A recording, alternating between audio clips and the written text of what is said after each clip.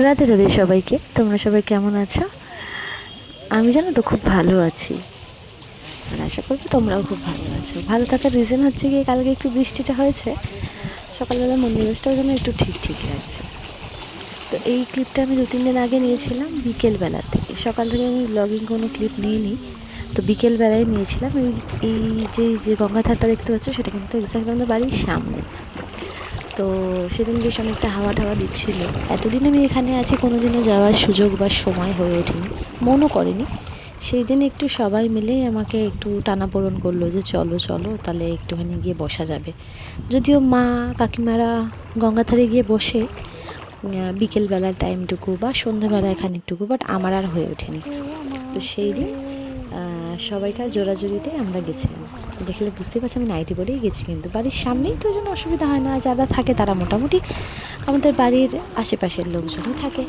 তো এখানে আমি অনেক কটা ক্লিপ নিলাম, বেশ ভালো লাগছিলো। একটু মেঘলা মেঘলা ওয়েদারও ছিল, আর অনেক হাওয়া দিচ্ছিল। জলটা দেখলে এখানে, আমি তো অনেকে কথা বলছিল, ওই জন্য আমি সাউন্ড ওভার দিচ্ছি, আমি ক্লিপ দিইনি। আর এটা একদম জলটা উপরে ছিল, দেখতেও খুব ভালো লাগছিল। তাই জন্য ভাবলাম তোমাদের সাথে শেয়ার করি, কারণ আমি যখন ওখানে থাকবো এগুলো তো আমি দেখতে পাবো না। তখন আমি এই ভিডিওগুলোকে দেখলে আমার এই কথাগুলো মনে পড়বে, আর ভালোও লাগবে। বাড়ির বাইরে থাকলে একটা বাড়ির প্রতি যে টানটা থাকে না, তখন মনে হয় এই ক্লিপগুলো যথেষ্ট। এই কাকুরটাও আমাদের বাড়ির এখানকারই। তো ওনারা ওই পাশে বসেছিল, দেখলেও বুঝতে পারছিল যে আমি আর দিয়াও ছিল।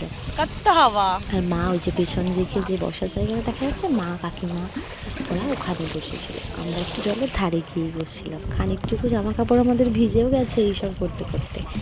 তো যাই হোক, এইসব করে তারপরে আমরা একটুখানি দোকানে গেছিলাম। দোকানে এই টিয়ারিংসগুলো দেখতে কিছু কিছু কম বেশি কয়েকটা জিনিস নেওয়া ছিল, বাট ইয়ারিংসগুলো আমি ক্লিপ তো নিয়েছি, দেখিয়ে দিই। নিইনি। এরপরে একদিন গিয়ে আমাকে কয়েকটা ইয়ারিংস নিতে হবে। ছোটখাটো দেখো এই ইয়ারিংসগুলো খুব সুন্দর মানে লাগে। ওর এই মুখ নিচের তো ইয়ারিংসগুলো তো একদমই লো প্রাইস। এগুলো বলছিল তো বুঝি 30 টাকা, আর ঢাকার যেগুলো সেগুলো 100-র ওপরে। সেই ইয়ারিংসগুলো একটু ভালো। এবার ওই সব জিনিসপত্র যা টুকিটাকি কেনার ছিল সেগুলো কিনে নিয়ে বাড়ি চলে এসেছি। ভাবলাম তোমাদের সাথে শেয়ার করি। এই যে দুটো ইয়ারবাড এনেছিলাম।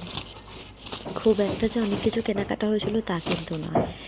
আর এই একটা তোমার ফেস ওয়াশ আনা হয়েছিল। এই ফেস ওয়াশটা খুব ভালো মেকআপ তোলার জন্য। একটা আমার ল্যাশেসের প্রয়োজন ছিল, তো একটা আইল্যাশ উইথ একটা গ্লু, ব্ল্যাক গ্লু। এই আইল্যাশটা নিয়েছিলাম। আমার কাছে গ্লু রয়েছে, আইল্যাশেস রয়েছে, বাট ওগুলো বেশি দিন হয়ে গেলে একটু কেমন মনে হয় না, হার্ড হার্ড। ওই জন্যই এটা নেওয়া। আর দুটো এই যে লিপস্টিক নেওয়া হয়েছে, এইটা আর এই যেটা দেখাচ্ছে সেটা নিউড কালার। এই লিপস্টিকটা আমার। আর আগে যেটা দেখালাম ওটা বোনের জন্য কিনেছিলাম, ওই পছন্দ করেছিল মেনলি। তো এইগুলো কেনা হয়েছিল। এই যে ছোটো ক্লিপটাও ও বলল ওর নাকি চাই। এই নেল জেলটা আমার একটু প্রয়োজন ছিল। দেখতেই পাচ্ছ আমার হাতে নেল পলিশ নেই। আর এগুলো কেনা হয়েছিল। আর